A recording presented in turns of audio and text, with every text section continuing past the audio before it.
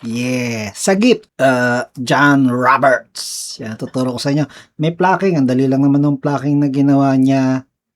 Yung ginagawa niya sa live, madali lang. So, yun na lang ang ituro ko.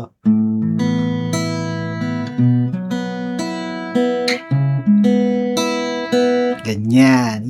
Gusto mo yan? Oh, game. Ang chords,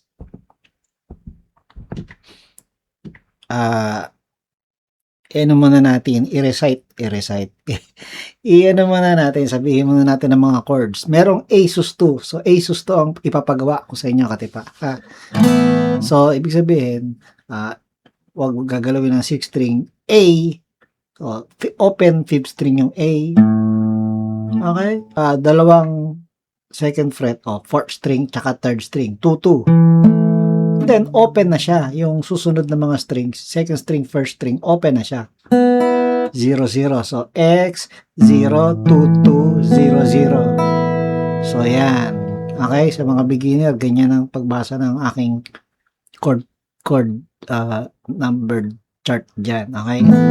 So, X, 0, 2-2, 0-0. Alright? And then, B, pero hindi tayo mag-bing bar chord. Tayo magpa-power chord. Pero, gagamitin pa rin natin yung open 2nd, 1st string. Okay? Open sila pareho. Okay? So, X pa rin ang actually, pwede namang hindi X. Pwedeng 2nd fret ang 6th string. Pero, pwedeng X. 5th string, 2. And then, 4th string, 4-4. 4th string, 3rd string, parehong 4th fret. Okay? So, yan ang ating B para sa kantang ito. Okay? Power chord. Tapos, open yung dalawa sa baba. Alright? And then, ang ating C sharp minor ay ganun din ang mangyayari. Imbis na naan dito, parehong shape, nagpunta ka lang dito. So, X, 4, 6, 6, then another 0, 0 pa rin. Yung open sa baba. Okay, open pa rin yung baba. So, ayun, power chord na C sharp minor. Actually, ito, power chord, pwedeng minor, pwedeng major, dahil hindi mo naman pinutunog yung yung naanditong anyway. So, ayan ha. Meron pa bang chord dito? Actually, dapat ito lang ang chords. Kasi pa, yung tatlong iyan, sasauluhin mo lang talaga kung paano gagamitin ang mga sequence. Ngayon, napagtripan lang ni paring God na gamitin mo rin yung E. Kasi pa, 0, 2, 2, 1, 0, 0. Parang doon para saan yan? Dito, sa kanta ito. Gagamitin natin yan. Parang gusto kong madagdagan yung kanta sa pag-perform mo, sa pagtugtog mo ng kantang ito. Sa live, hindi ginagawa. Okay? Pero may naririnig akong E dun sa recorded version, sa studio version. Gamitin natin para masaya, di ba? So, meron siyang E. And then, wala na yatang ibang chord. So, yun lang naman eh. Yung ano pala. Anyway, A sus 2, A. Yung huli kasi, yung ending ng kanta, A. O, pwede rin A sus 2 na lang.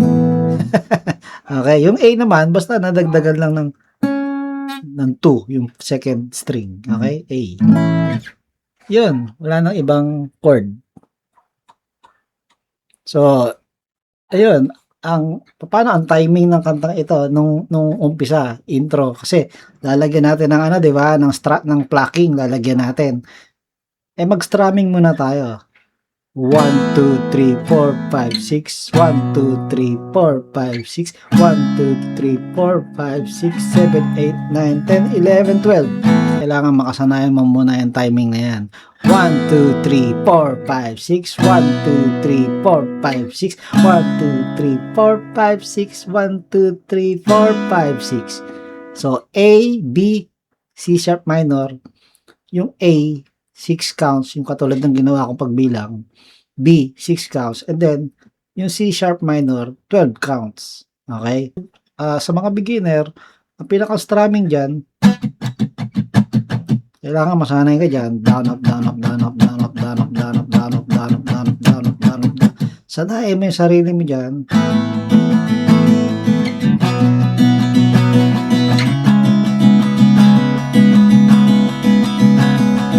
One, two, three, four, five, six. 1, 2, 3, 4, 5, 6. 1, 2, 3, 4, 5, 6, 7, 8, 9, 10, 11, 12. Sanayin mo yung sarili mo dyan. Pag nasanay ka dyan, yung ano ka na, ano ba, talagang may rhythm na yung kamay mo, ang sarap ng pakinggan ng ginagawa mo strumming. Pwede mo nang bawasan yan. Pwede ka nang mag-isip ng para sa'yo, ng para sa ikagaganda ng pandinig mo, ikagaganda ng, yung kumbaga, yung, hindi pattern kumbaga, dumidiskarte ka na ng strumming mo. Yan. Nasanay ka na kasi doon sa tinuro ko una. Pag nasanay ka na doon, pag binabawasan mo na yan, nagkakaroon na ng masarap pakinggang tunog na strumming. Hindi ako nag-iisip ng pattern kasi sinanay kong maging gitarista. Okay? Kailangan may rhythm yung kamay mo, may rhythm yung katawan mo. Kaya nga gusto mo ng music Alright? Let's go. So, pag nasanay ka na dyan sa strumming, ganyan yung umpisa.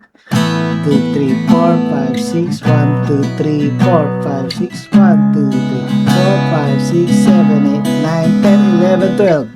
So, ayan, pag nasanay ka na dyan, go ka na, mag-practice ka na ng plucking.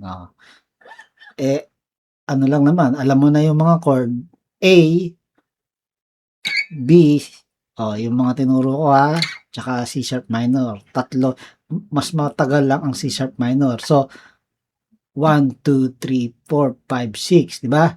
Ang mangyayari, so, ganito, katipa. Magbilang ka ng ganito.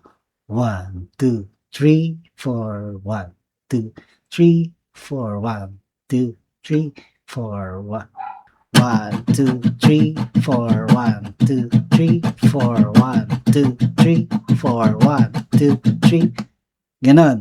1, 2, 3, 4, 1, 2, 3, 4. Para saan yan, pare doon? Yan ang tatamaan mo, yan ang itatiming mo sa mga strings na patatamaan mo, na ipaplak mo. 1, 2, 3, 4, 1, 2, 3, 4. So, pag nagawa mo na yan, yung pagbilang na yan, ilapat na natin sa mga strings. So, ang mga strings na ganyan ang timing, 1, 2, 3, 4, ay string number 5, 4, 1, 2. Ganon. 5, 4, 1, 2, 5, 4, 1, 2, 5, 4, 1, 2, 5, 4, 1, 2. Okay? So, itry natin sa Asus 2. Okay? 5, 4, 1, 2. Ganon. 5, 4, 1, 2. Tapos nilipat ka lang. Ganon din ang strings. Ganon din. 5, B. 5, 4, 1, 2. Lipat. C sharp minor. 5, 4, 1, 2. Isa pa. 5, 4, 1, 2. Kasi mahaba yung C sharp minor. Yun. Kapag nalilito ka pa, ito pa ang isang option. Ganito. String 5, 5, 4, 1, 2. So, merong dagdag na 5 para paglipat mo ng 4, parang mas maganda yung timing mo. 5, 5, 4, 1, 2. So, 5, 5, 4, 1, 2. Ganon. 5, 5, 4, 1, 2. Di ba? 5, 5, 4, 1, 2. Kung kaya mo lang. Alright? Another one option, katipa.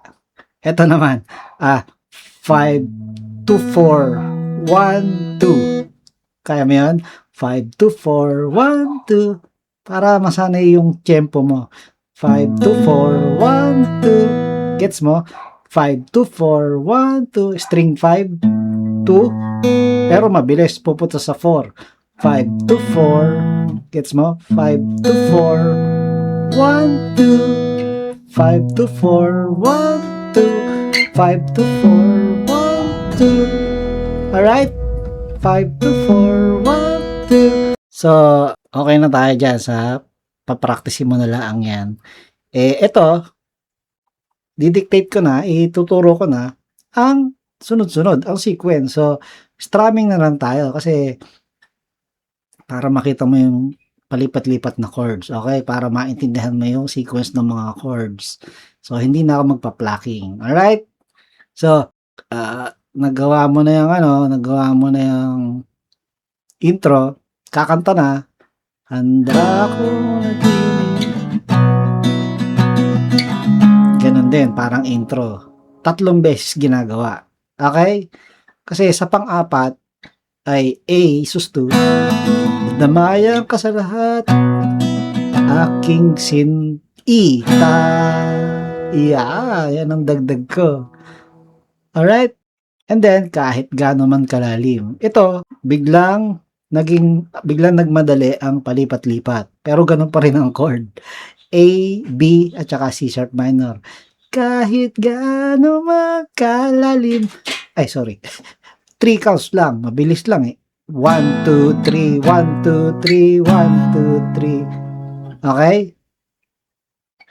Kahit gaano ito, biglang babalik sa matagal. Kalalim. 2, 3, 4, 5, 6. 1, 2, 3, 4, 5, 6. 1, 2, 3, 4, 5, 6, 7, 8, 9, 10, 11, 12. Okay? 1, 2. So, sa una, ayun, maiksi. A, B, C sharp minor. Siyempre, yung C sharp minor, hindi siya 3 counts, 6 counts. Doon sa maiiksi. Alright? Ngayon, may dagdag ako ituturo. E, sasangatan mo ng E, yung C sharp minor.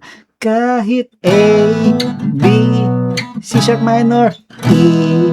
Okay? A. Kaya? Ayan, may ginagawa akong kakaiba. Nag-i-strumming na may picking. Kaya mo yun?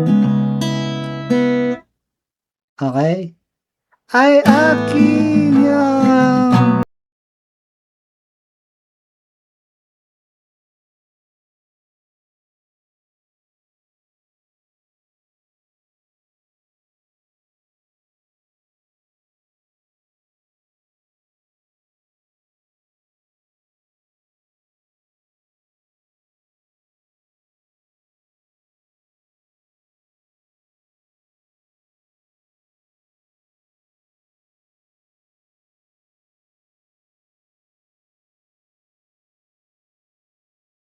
A, 12 counts. Sasagipin kita. Tapos B, 12 counts din. C sharp minor, 12 counts. Ito, 1, 2, 3, 4, 5, 6. 1, 2, 3, 4, 5, 1, 2, 3, 4, 5, 6, 7, 8, 9, 10, 11, 12. Biglang nag-verse ulit. Handa kong manatili. Alright?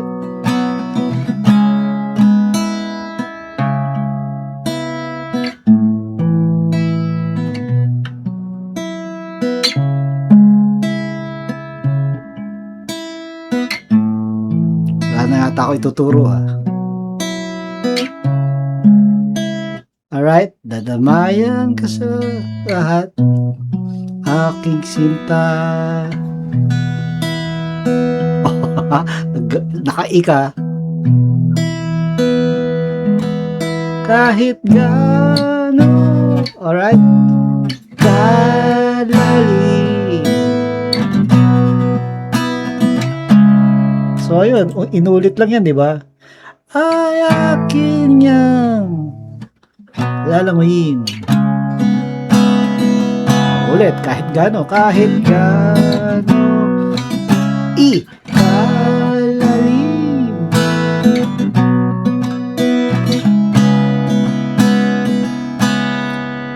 Ay, akin yan.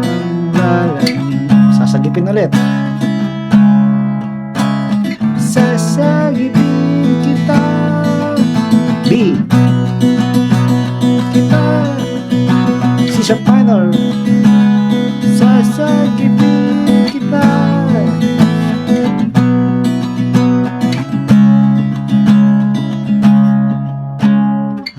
ito, ending na yata to. Handa akong manatili hanggang... So, ganun lang din. Handa akong manatili hanggang sa iyong pagkalma.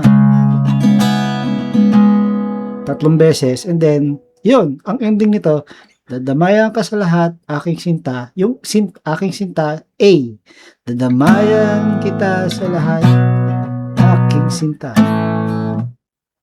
A ang narinig ko. Anyway, basta A. Alright? That's it. John Roberts. Sagip. Alright? Kaya? Kaya. Paring than here. Abi.